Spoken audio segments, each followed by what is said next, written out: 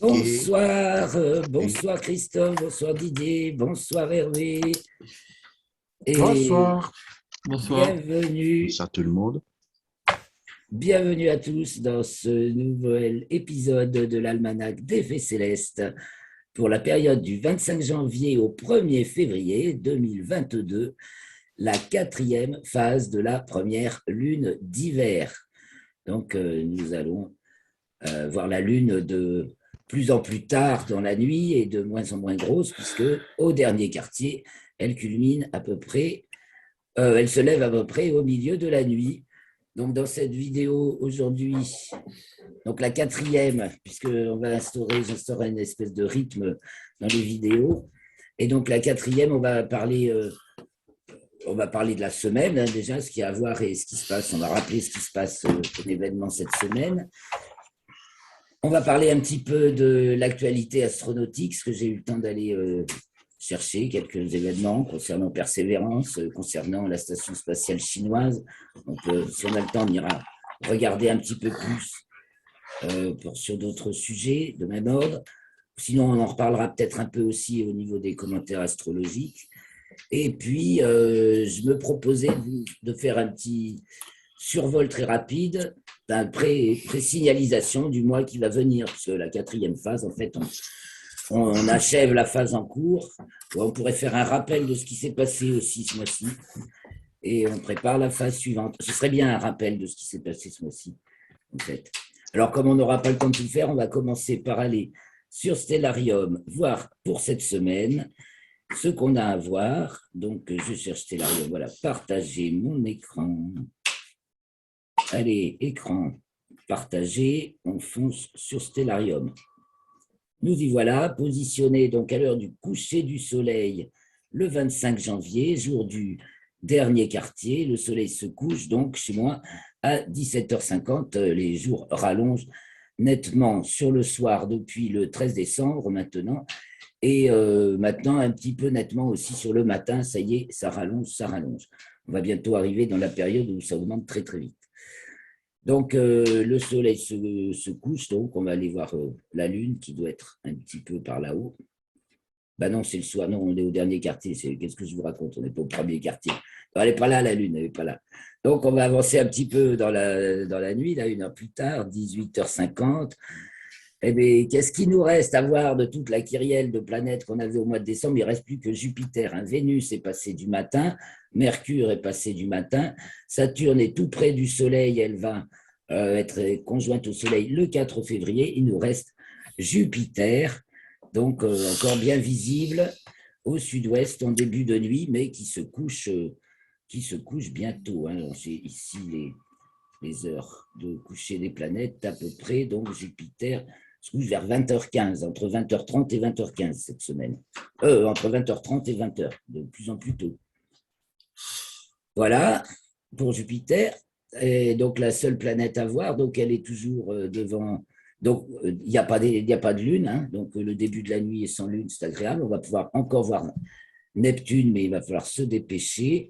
Jupiter, je grossis un peu, des fois qu'il y aurait quelques phénomènes de satellites à ce moment-là. Regardez-moi, j'ai de la chance à chaque fois. Donc, ce soir, enfin non, le 25 au soir, donc c'est mardi 25 au soir, il y a de quoi admirer un magnifique alignement des satellites de Jupiter dans l'ordre naturel, Io, Europe, Ganymède et Callisto. Alors, ne pas s'en priver, aux alentours de 19h, le 25 au soir. Bon, je ne fais pas le tour de tous. Alors, vous voyez, Neptune n'est pas loin. Qu'est-ce qu'il y a? Avec le temps à Paris, ça va être dur. Hein. Ah oui. Ah oui, là, Ah ouais, on n'a pas de soleil là depuis plusieurs jours, mais bon. Ah ben là. Bon. Et nous, on a un soleil éclatant depuis une dizaine de jours. C'est soleil, il fait très froid. Ah ouais. Sauf en midi au Allez, soleil. Paris, Alors, pour eux. ah ouais, nous, on a un ciel d'enfer, là, pour les gens du Sud, sans doute. Oui. Ils se le gardent rien que pour eux, voilà. Ben, on vous l'envoie avec joie, pourtant. Hein. Bon, alors, quand j'affiche un peu les constellations qu'on voit à repère, ouais, Neptune, parce que maintenant, il faut la choper en tout début de nuit. Vous voyez, donc, 18h50, ce n'est pas encore tout à fait le crépuscule.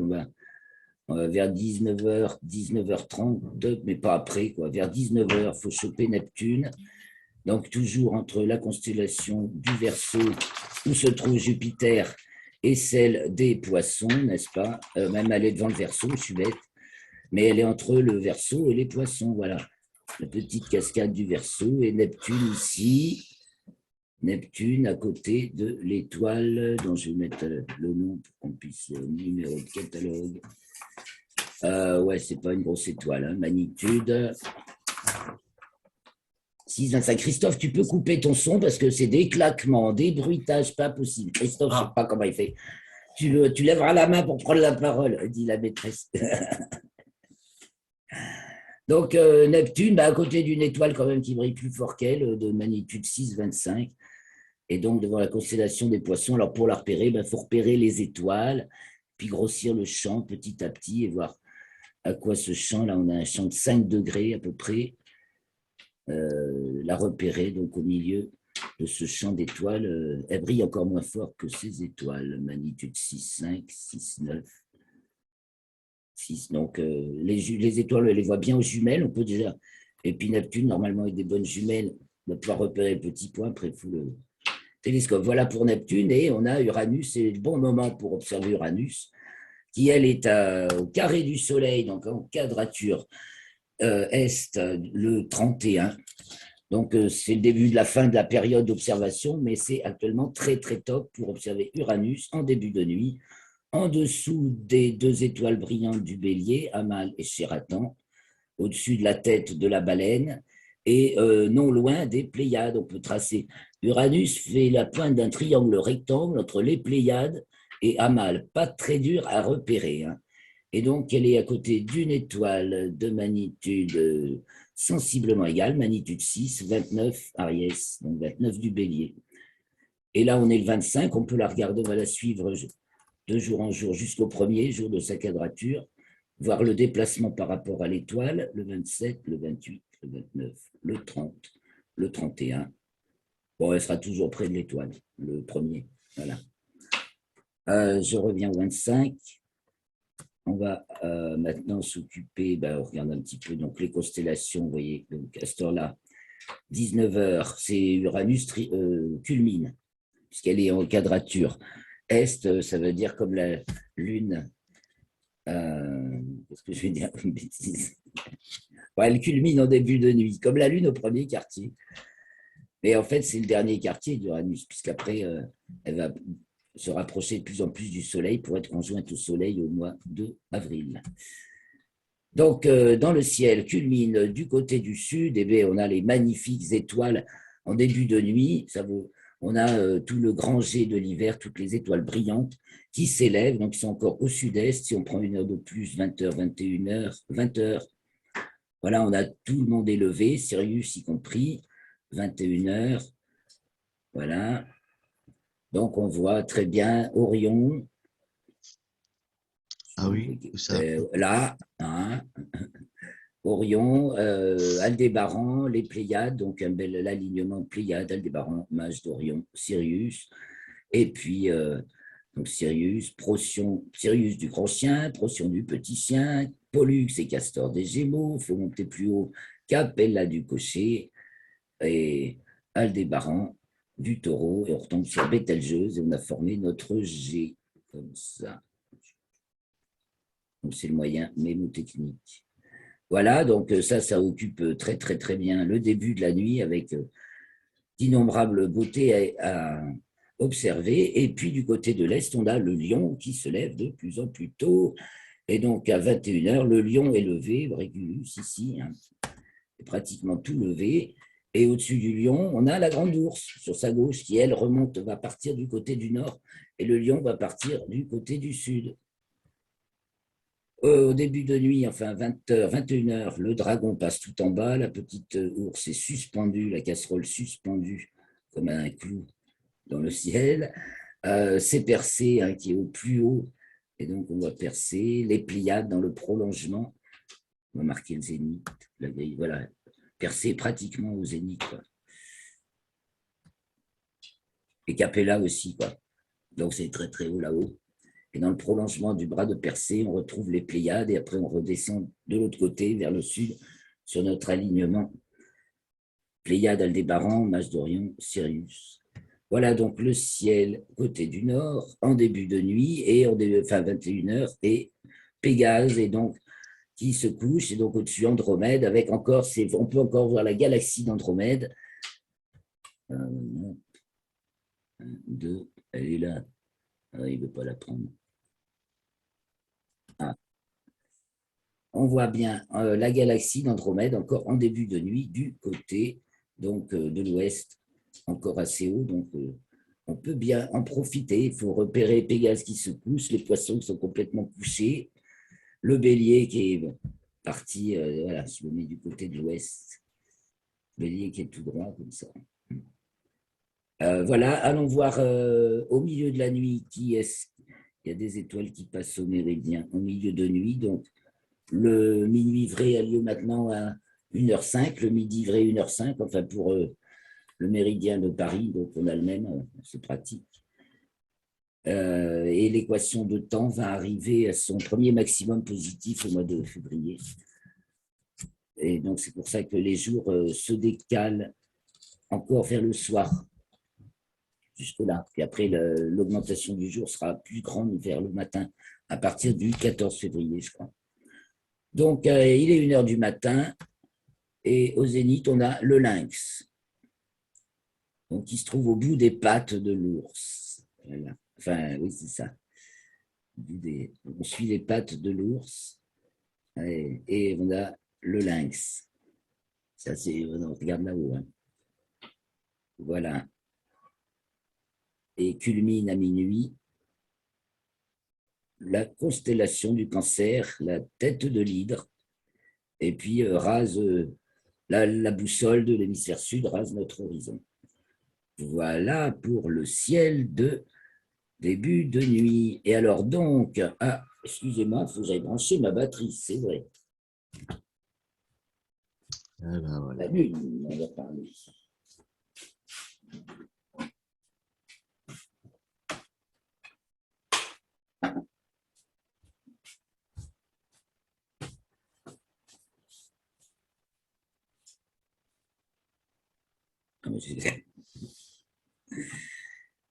Bon, bah alors du coup, c'est minuit, la lune va bientôt se lever.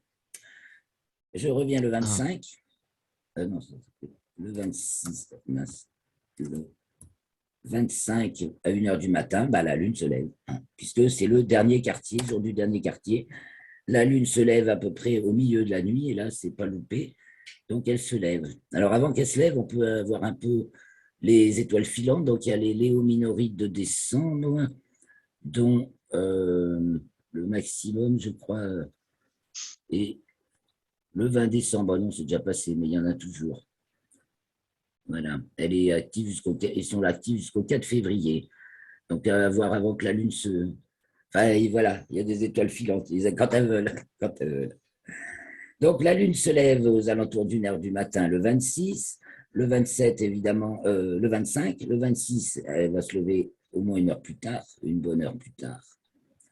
Il est déjà à 2h09, 2h10. Le 27, elle va se lever 1 heure plus tard encore, à peu près. Ah, alors, vous voyez, elle est maintenant dans la constellation de la Balance. Alors, elle va occulter des étoiles, tiens. Elle se lève vers 3h36. Qu'est-ce qu'elle nous occulte comme étoile? Elle occulte 8 libres, c'est dans la Balance, et Zubenel Génoubi, donc de la Balance également, c'est elle. Non, c'est Zubenel Génoubi, voilà. Et donc ça se produit le 26 au matin de 6h43 à 7h55, donc un peu plus tard dans la nuit. Alors on va y aller en fin de nuit. Pas le 27, hein, le 26. Voilà, là, vous voyez, la lune est dessus. Là. Hop, je trouve. 6 heures. Alors, on va regarder cette petite occultation. 6h43. Je grossis surtout, donc en regardant la lune. Et alors, c'est l'heure où l'étoile disparaît, puisque nous sommes en lune décroissante. Et bon, la disparition, c'est pas facile à voir, parce que la lune est très éclairée, toujours beaucoup plus que l'étoile. Donc ça, c'est pas très facile. Et après, la réapparition de l'étoile, à 7h47, il fait un peu beaucoup jour, quoi, pour une étoile pas très brillante. Donc, c'est pas top comme observation, en fait. Ça va être trop difficile. Alors, je passe. Je reviens donc, comme je disais, à minuit.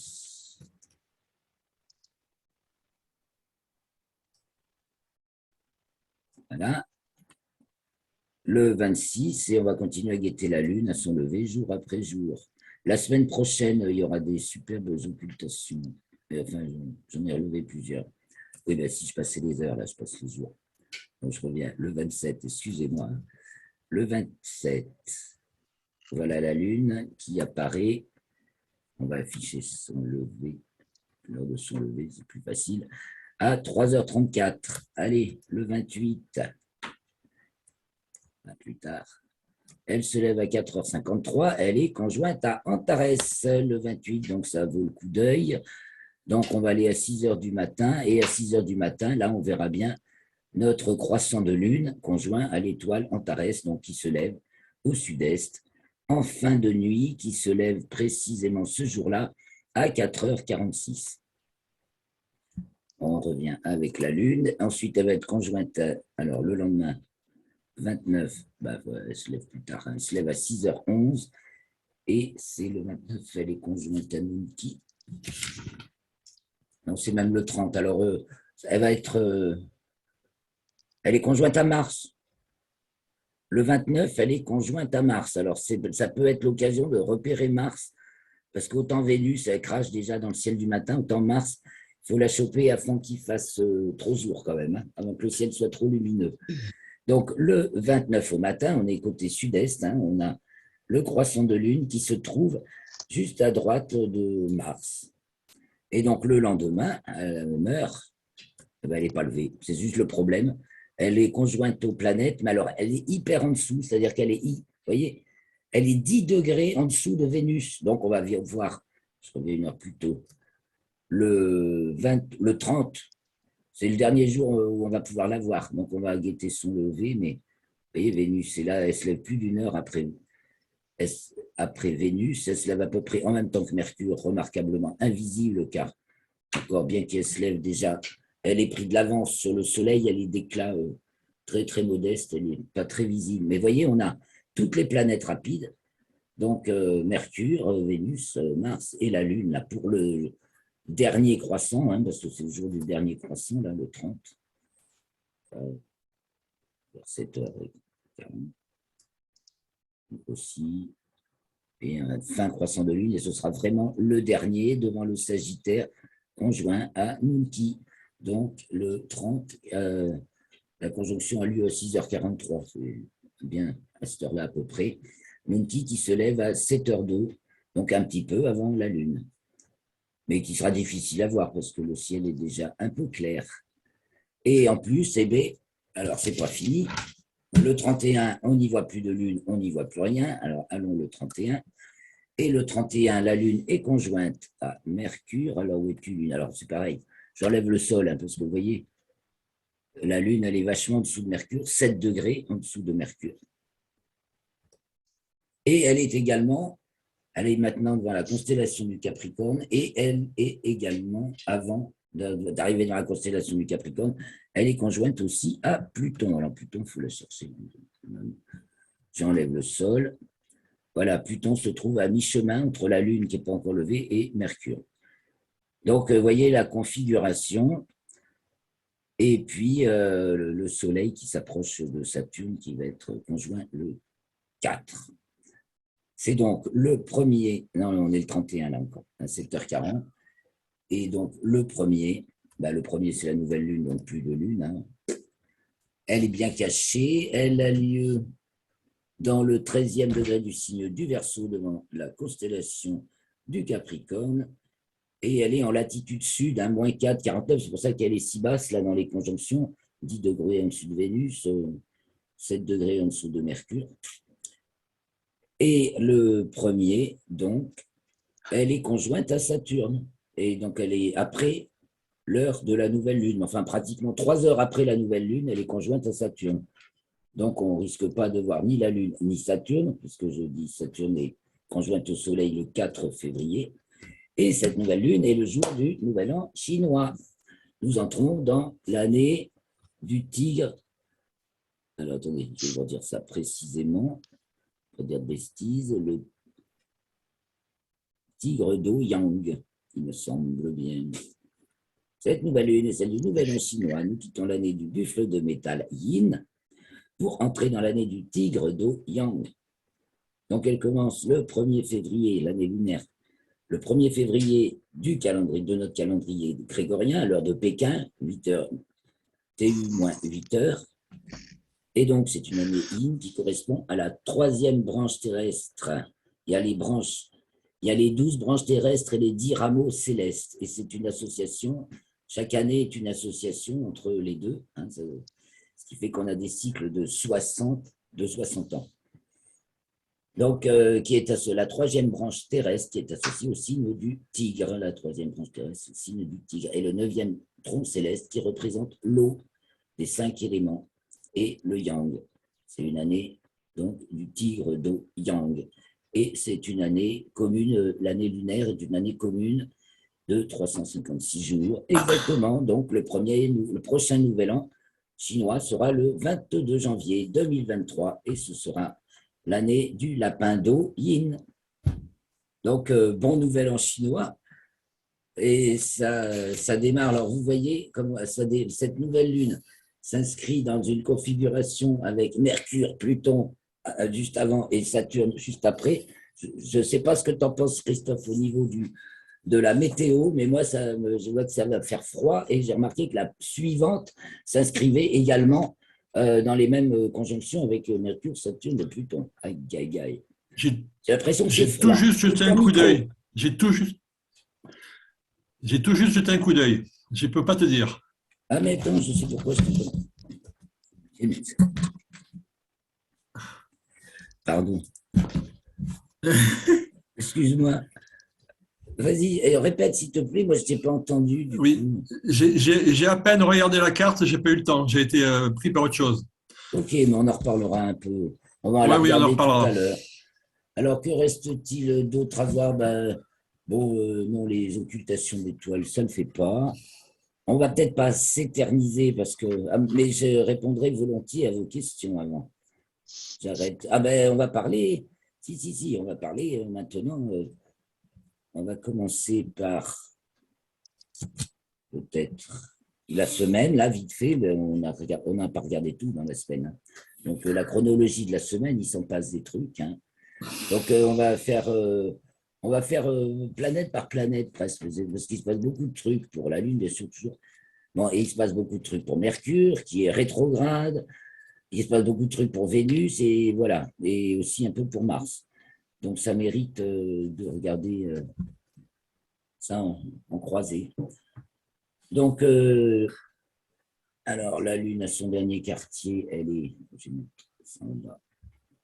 est donc devant la constellation de la Vierge et le 6e degré du signe du Scorpion, Soleil en Verseau. Ensuite, elle est donc dans le signe du Scorpion. Elle descend. Elle passe à son nœud descendant le 27. Elle est conjointe à Antares le 28. Alors, le nœud descendant, il est dans le 30e degré du signe du Scorpion. Oui. Tu voulais dire un truc? Non. Le 28, donc la Lune est conjointe à Antares. Oh là là, c'est pas le 16e degré du Lion, excusez-moi. C'est le 11e Sagittaire, pile opposé à Aldébaran, qui est au 11e Gémeaux, à notre époque. 11e Sagittaire, constellation Scorpion. Antares. On se relie jamais. Antares, c'est 11 Gémeaux. 11 Sagittaire, Aldébaran, 11 Gémeaux. Elles sont pile opposées. Elles forment la croix des étoiles fixes sur le zodiaque. À notre époque, voilà. Elle marque le 11e degré du signe du Sagittaire, Antares. Alors ensuite, la Lune est conjointe à Mars le 29 à 16h10 et à Vénus le 30 à 4h08. Donc, très au-dessus, ben, là, c'est pareil, c'est pas 2 degrés, là, c'est... Ah si, Mars, c'est pas très... Mars est un peu plus au nord, ça va encore, on la voit le 29. Le 30, elle est en dessous de Vénus, on ne la voit pas.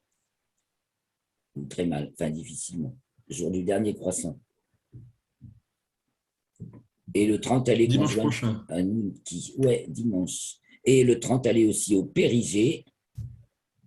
Ensuite, le 31, elle est. Donc, le Périgée, elle est alors au 14e Capricorne. Donc, Ninki, c'est 13e degré du signe du Capricorne. Alors, ce jour-là, elle est en même temps au Périgée. Le 31, conjointe à Mercure, conjointe à Pluton, nouvelle lune et conjointe à Saturne.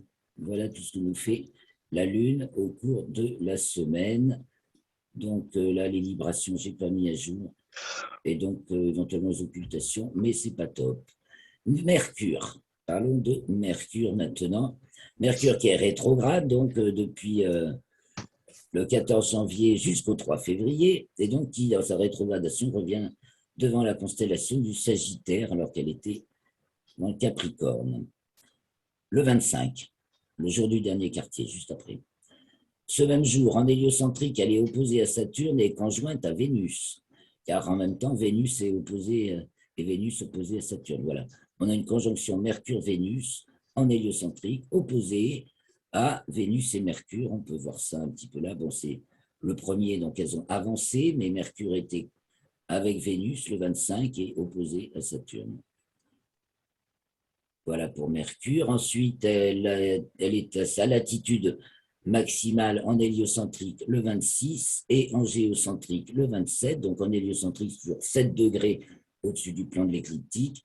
En géocentrique, elle atteint cette fois-ci 3 degrés, 34 minutes au-dessus du plan de l'écliptique.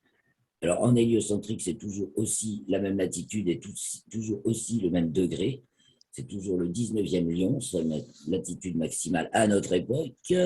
C'est pareil, il y a l'axe de ces nœuds qui se déplace lentement, et donc ça se décale aussi d'un degré tous les 100 ans environ. En géocentrique, ça peut tomber n'importe où et faire un angle forcément positif si l'angle en hélio est positif, ou négatif si l'angle est négatif, mais ça tombe ailleurs, n'importe où dans le zodiaque, la 29e Capricorne, et la hauteur est variable, c'est une question de point de vue relatif. Ah, on n'a plus que 10 minutes. Donc voilà, Vénus aussi d'ailleurs atteint sa latitude maximale le même jour. Donc on a nos deux rapides qui sont à leur max de nord, et tandis que Mars, elle, est à sa déclinaison minimale, donc plus bas que les limites zodiacales, puisqu'elle est hors limite zodiacale du 12 janvier au 10 février, sud, Mars. Don't forget. Ensuite, le 29, Vénus reprend son mouvement direct jusqu'au 23 juillet 2023, où elle atteindra le 19e degré du signe du Lion, la latitude maximale de Mercure. Donc voilà, Vénus, après avoir fait un petit mois de rétrogradation, reprend son mouvement direct, elle va être direct pendant 540 jours. Le 29, et le 29, Mercure conjoint Pluton, puisque Lune est conjointe aussi à Mercure et à Pluton, puis on doit même avoir aussi la conjonction Vénus-Pluton, mais ça ne doit même pas apparaître, tellement elle doit être, l'écart est peut-être important, parce que Vénus, elle, sa latitude maximale, alors là, du coup, du point de vue, il remonte dessus, du point de vue géocentrique, elle est plus importante que du point de vue héliocentrique, et elle est presque 6 degrés 49 minutes, presque 7 degrés au-dessus du plan de l'écliptique. C'est pour ça qu'on la voit si haute, et qu'elle est montée déjà. Elle était en conjonction supérieure le 9, elle n'a pas arrêté de continuer à grimper en latitude. Là, maintenant, elle s'arrête, et donc, du coup, tous les matins, on la voit dans le ciel, là, elle est haute et elle brille fort. Et elle va d'ailleurs aussi atteindre son éclat maximal début février. Mais son éclat est toujours sensiblement le même quand même. Voilà pour le résumé de la semaine. Il nous reste un peu de temps. On va passer... on parle un peu de l'actualité astronautique. J'ai trouvé des trucs un peu intéressants. Et je vous ferai de toute façon la présentation du mois suivant, le mois prochain, la semaine prochaine.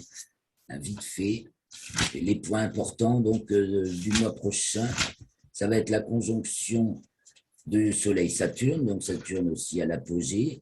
Le même jour, c'est le 4 février, la Lune est conjointe à Neptune et Mercure reprend son mouvement direct. La Lune est conjointe à Uranus le 7 février. C'est le premier quartier le 8 février. La Lune a son nœud ascendant le 9 février et conjointe aux Pléiades. La Lune à l'apogée le 11 février et Mercure conjoint à Pluton encore, parce qu'à cause de sa rétrogradation, elle y repasse un coup, le 11 février, et Mercure en premier quartier vers le 11 février. Ensuite, Vénus conjointe à Mars le 13 février. Vénus a sa latitude héliocentrique maximale. Ah bah oui, voilà, elle vient de l'atteindre en géocentrique, là, donc le 29, je crois. Et en héliocentrique, elle l'atteint le 13 février.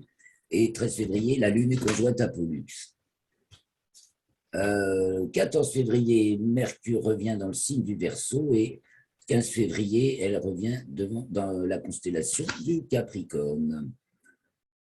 Le 16 février, Mercure est à son élongation ouest maximale. Elle sera un petit peu visible, mais pas top, parce qu'elle ne va pas briller, elle ne dépasse pas la magnitude 0, elle ne va pas briller fort, donc même si elle se lève, elle a une belle élongation, 26 degrés, donc on pourrait la voir dans le ciel du matin, on la verra un peu, mais elle ne sera pas très, très remarquable. 16 février, c'est le jour où le Soleil arrive devant la constellation du Verseau.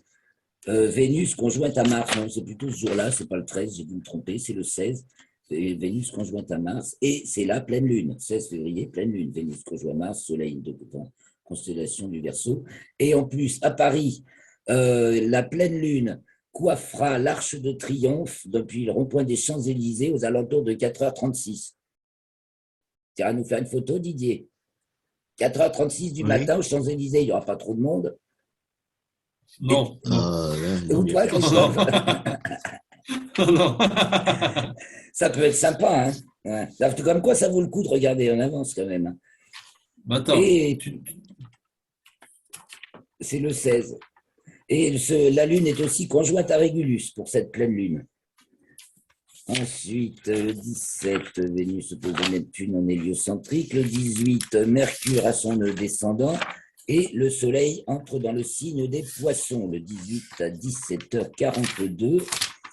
Le 20, la Lune sera conjointe à Spica, donc devant la constellation de la Vierge.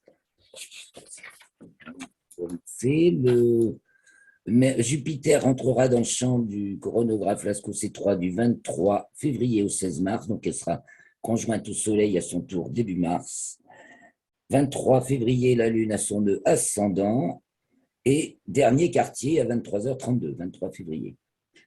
24 février, ça fera déjà un tour, elle sera à nouveau conjointe en Antares. Et ce sera le jour de l'équinoxe d'automne de Mars, sur Mars.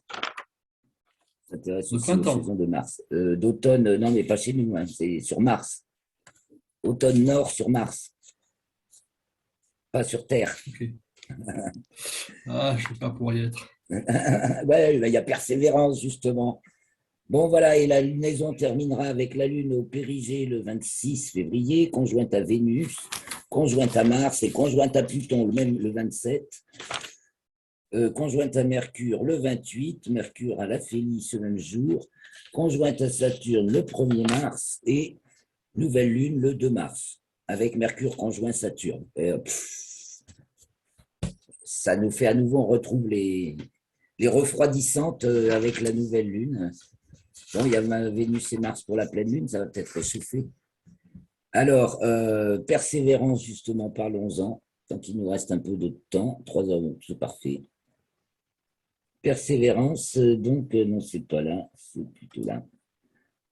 Non, c'est même plutôt là, parce que je recollerai les bouts, je publierai ça dès que je pourrai, mais je pars demain pour l'avion, alors il faut que je loupe le départ, surtout. Alors, je fais comme je peux. Et je vais voir les actualités. Non, si je les ai mises. Alors, et je prépare une fiche pour les planètes, pour faire le suivi des planètes dans tous leurs états. Je peux vous montrer ça vite fait, et on reparlera de persévérance. Voilà ce que ça donne là, par exemple, pour Vénus. Donc, je note les dates des phases lunaires. Donc, 25 janvier, donc dernier quartier, 18 janvier, pleine lune. L'élongation, enfin, si je peux, je n'ai pas tout reporté, encore élongation, magnitude, lever, culmination couchée, diamètre apparent, constellation, conjonction planétaire, en hélio, en géo, avec les étoiles, leur mouvement, direct ou rétrograde, les dates, longitude et latitude, enfin longitude géocentrique et héliocentrique, latitude et géocentrique, héliocentrique, déclinaison. Tout ce que je faisais avant dans un paragraphe, et je suis en train d'hésiter pour l'instant, je teste ça. Avec chaque fois qu'il y a un changement, je le note dans cette frise, donc les dates des quartiers apparaissent, enfin des phases. Des fois, c'est pour Mercure et Vénus, il se passe plein de trucs chaque semaine. Bon, alors reparlons de persévérance. Persévérance qui a coincé des cailloux. C'est là.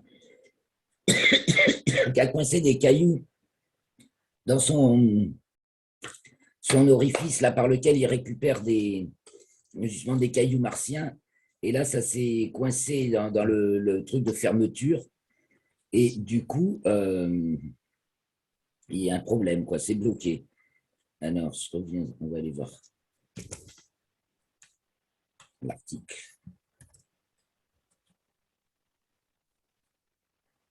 Et bon, ça va revenir après. Hop. Ah, c'est pour y voir ce que ça donne, le truc. Voilà, voilà ce qui se passe. The problème. Et là, ça fait 15 jours qu'ils sont en train d'essayer de faire tomber ces petits cailloux qui empêchent de refermer le truc dans lequel ils rentrent. Les cailloux qui collectent. Ça, c'est ce qui se passe pour Persévérance. Comme on n'a pas beaucoup de temps, je passe à l'autre nouvelle que j'ai eu le temps de dégoter. Il se passe plein de trucs du côté des Chinois. Hein. Alors, la Chine se plaint de Starlink, mais aussi l'Europe, parce que leurs satellites frisent la station spatiale chinoise. Il y a eu des plaintes. Et l'Agence spatiale européenne aussi se plaignent de SpaceX. Il y a aussi, des débris spatiaux russes qui frôlent aussi un satellite chinois. C'est le bazar là-haut, hein, à 400 km. Alors, on se rend compte, enfin, on fait le bilan 2021. La Chine est en tête des lancements spatiaux en 2021. Et elle tape la bourre avec la Station spatiale internationale. Et qu'elle pense avoir achevé sa station spatiale.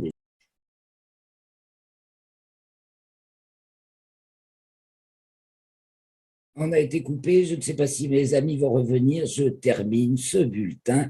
On parlait de la station spatiale chinoise et tout le rififi au niveau des satellites Starlink qui dérange l'Europe et la Chine, la Russie qui dérange la Chine avec tous ces débris spatiaux qui commencent à être fâcheux.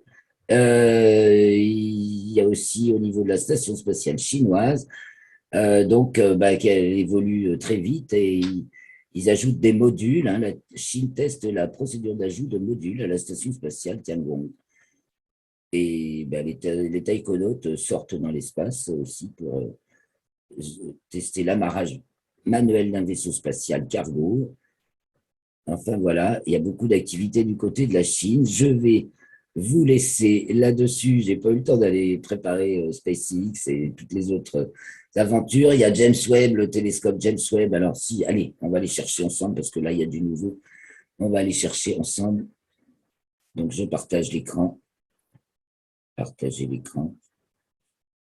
On va aller chercher ensemble James Webb télescope parce que il doit être arrivé en place, le télescope maintenant. Hein. Le nouvel œil de la Terre arrive à destination. Le travail va bientôt commencer. Voilà, donc.